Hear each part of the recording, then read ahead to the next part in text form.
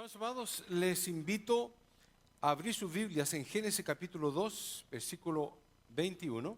El título de este mensaje es Dios en el matrimonio. Y dice así la palabra del Señor en el nombre de nuestro Señor Jesucristo. Y dijo Jehová Dios, no es bueno que el hombre esté solo, le haré ayuda idónea para él. Jehová Dios formó pues de la tierra toda bestia del campo y toda ave de los cielos, y las trajo a Adán para que viese cómo las había de llamar. Y todo lo que Adán llamó a los animales vivientes, ese es su nombre. Y puso Adán nombre a toda bestia y ave de los cielos, y a todo ganado del campo. Mas para Adán no se halló ayuda idónea para él. Entonces Jehová Dios hizo caer sueño profundo sobre Adán. Y mientras éste dormía, tomó una de sus costillas y cerró la carne en su lugar. Y de las costillas que Jehová Dios tomó del hombre, hizo una mujer y la trajo al hombre. Dijo entonces Adán, esta es ahora hueso de mis huesos y carne de mi carne. Esta será llamada varona, porque del varón fue tomada. Por tanto dejará el hombre a su padre y a su madre, y se unirá a su mujer, y serán una sola carne. Y estaban ambos desnudos, Adán y su mujer, y no se avergonzaban. Oremos. Padre mío, ante tu santa y divina presencia estamos. Háblanos a nuestro corazón, a nuestra mente, en el nombre de nuestro Señor Jesús. Amén. Pueden tomar sus asientos. Hermanos, quiero enfatizar en un versículo relativamente corto, pues la predicación va a ser relativamente corta. Y quiero tomar en cuenta el versículo de Génesis capítulo 2 y versículo 24. La información que se encuentra en este pequeño versículo, que dice, por tanto dejará el hombre a su padre y a su madre y se unirá a su mujer. Lo primero que vemos en este versículo, y ahí yo le hice el círculo, es que dice, por tanto, lo cual significa que Dios decretó y Dios estableció el inicio matrimonial como una unión entre un hombre y una mujer. Por tanto, este es Dios hablando, no es un hombre. Dios determina enfáticamente, por tanto, así ha de ser. Wow, que Dios diga eso hay que tener cuidado. Que Dios diga, por tanto te digo, wow, hay que prestar atención. Y el versículo dice, por tanto dejará, lo cual se establece una separación tripartita, una separación física, geográfica y emocional. Por tanto, dice Dios, el hombre dejará, hace una separación de los padres. Ya no es el niñito, ya no es el ñe, el que anda detrás de mami, sujetándose de su falda. No, Dios determina de que va a dejarlos en este aspecto tripartito, lo cual es el aspecto físico, geográfico y el aspecto emocional. Luego utiliza aquí un artículo, y el artículo es, por tanto dejará él, no la, implicando de que Dios ha establecido en este artículo masculino de que será el hombre que dejará a padre y madre y no la mujer. Interesantemente, cuando una persona se casa, las mujeres siempre como que tienden a navegar, a levitar, a ser atraídas por la familia materna. La palabra del Señor dice entonces que el hombre dejará a padre y madre. Así que la delegación es dada al hombre. Pero luego vemos algo bien interesante aquí. Por tanto dejará el hombre, dice a su padre y a su madre, y se unirá a su otro hombre. No. Dice que el hombre dejará y se unirá a su mujer. La Biblia enfáticamente establece el heterosexualismo. Bíblicamente, el único matrimonio aceptable en el universo por la mente de Dios es un hombre y una mujer. No existen términos medios. No existe casamiento de mujer con mujer, ni hombre con hombre. Y como se ha escuchado ahora últimamente, una persona con un animal, o una persona con un árbol, o como aquel hombre que dijo que una chimpancé era su esposa. El hombre ha creado cosas ridículas que no tienen sentido y que son movidas desde la ultratumba y movidas por movimientos diabólicos y pensamientos diabólicos. Solamente en este versículo encontramos, por tanto, dejará el hombre a su padre. Y noten ustedes que dice a su padre y a su madre. ¿Por qué no dice que el hombre dejará a su papá solamente? ¿O por qué no dice que dejará a su mamá solamente? Porque se supone, se asume bíblicamente de que papá y mamá van a permanecer unidos hasta que la muerte los separe. No va a haber ningún matrimonio en el cual van a estar separados. Papá por un lado, mamá por otra, y los muchachos se van a casar no teniendo a los dos padres juntos. También la palabra de Dios nos dice en ese mismo versículo, y se unirá, lo cual establece un vínculo físico, emocional y espiritual. El vínculo del hombre y de la mujer se unirá. Cuando se entiende esta palabra en el original hebreo, se entiende de que se van a unir de tal forma que son inseparables. Así como la carne del cuerpo humano es inseparable. Usted no puede separar la carne del cuerpo humano. No puede tomar un dedo y tirarlo, y si lo tira se va a rasgar la carne. Si se agarra la nariz y se la tira, se va a rasgar la carne.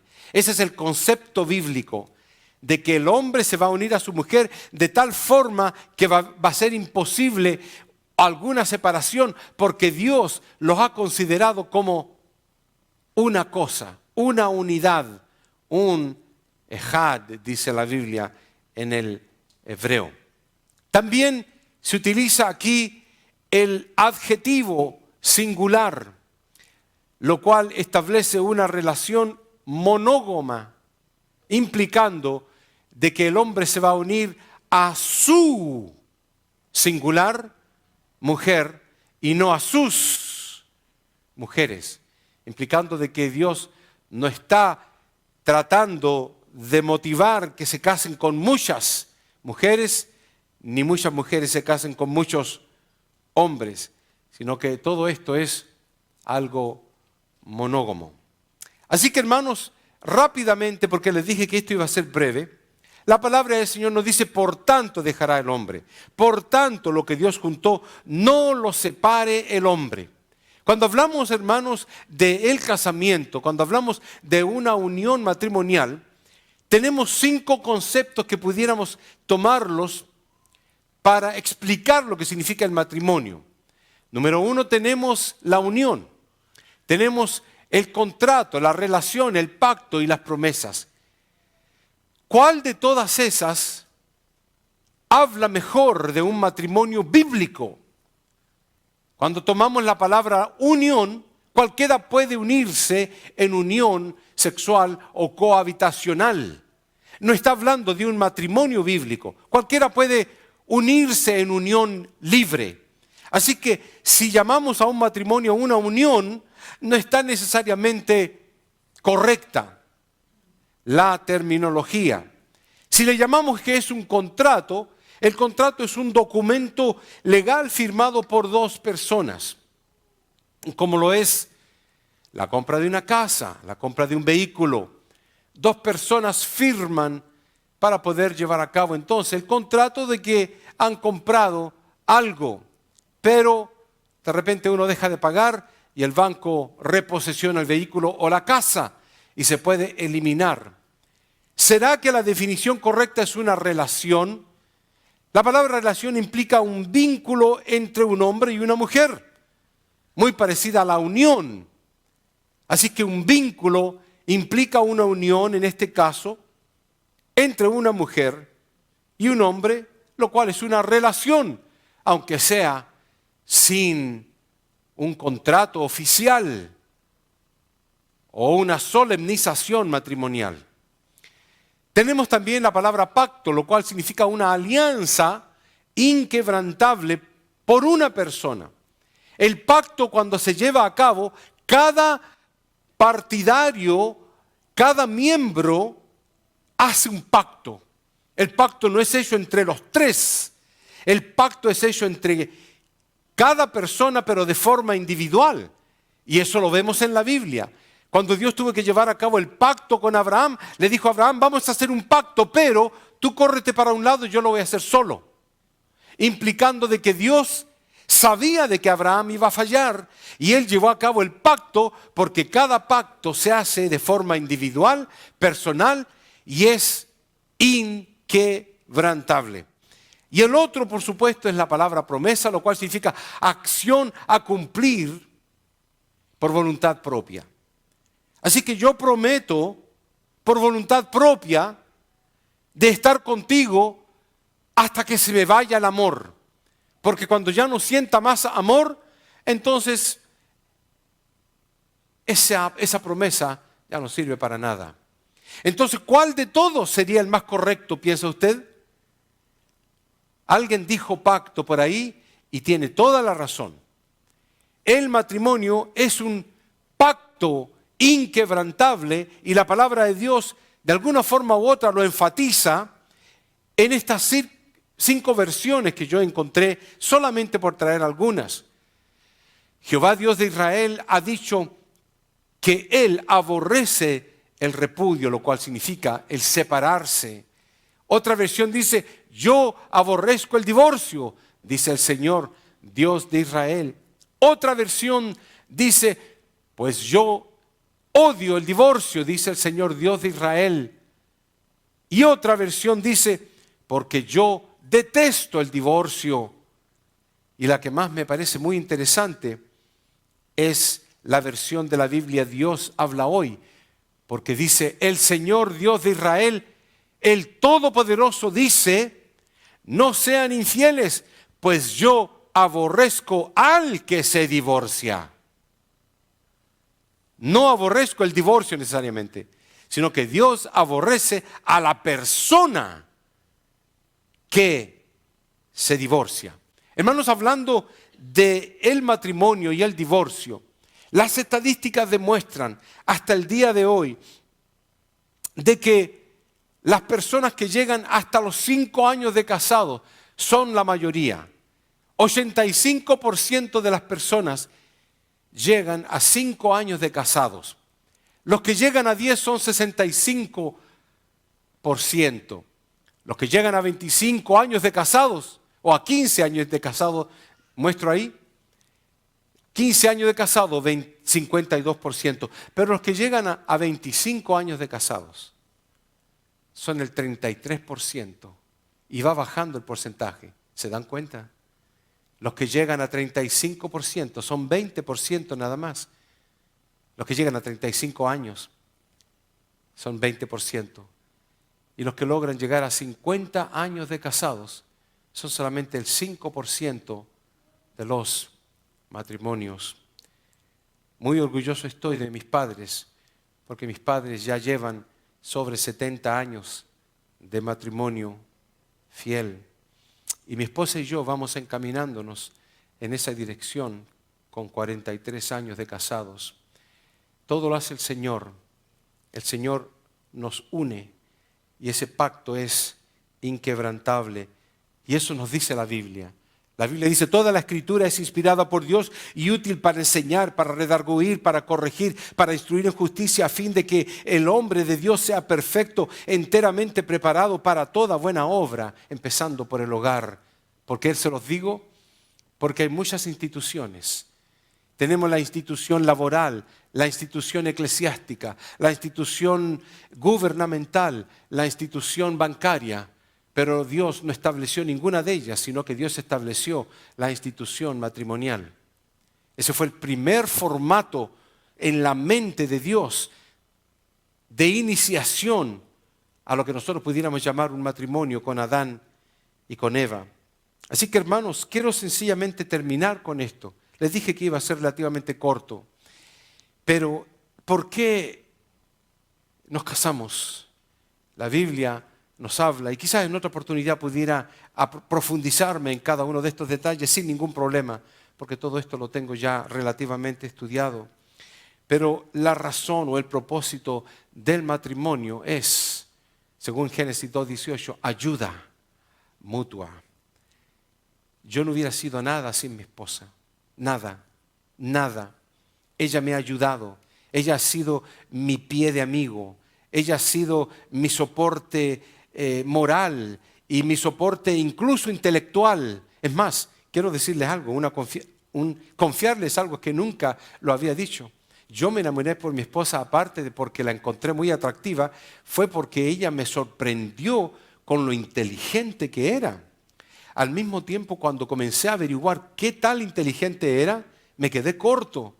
Ella recordaba eventos que habían pasado años, recordaba nombres de personas con días, con fechas, el lugar donde nos conocimos, donde los conoció al pie de la letra. Es muy probable que hasta el día de hoy ella recuerde detalles como eso de una forma sorprendente, que me llamó a mí la atención. Y yo dije, Señor, yo te pedí una mujer hermosa y todo, pero me diste una computadora más la hermosura. O sea, no lo pensé dos veces.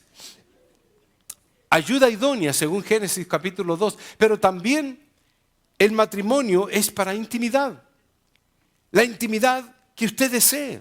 Dios se lo ha dado. El cuerpo del hombre pertenece a la mujer, el cuerpo de la mujer pertenece al hombre, pero no el cuerpo de la vecina, ni del vecino, ni del jefe, ni del supervisor, nadie.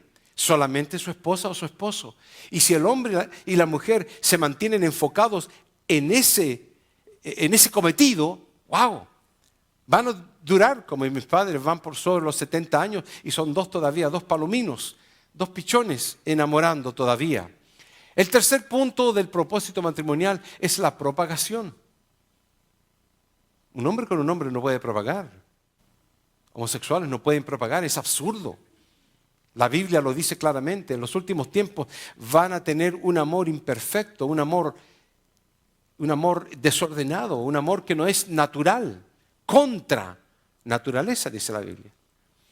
Así que, hermanos, el cuarto punto del propósito matrimonial es un ambiente amoroso. Usted no se puede imaginar el amor que uno vive dentro de ese hogar, de esas cuatro paredes, bajo ese techo.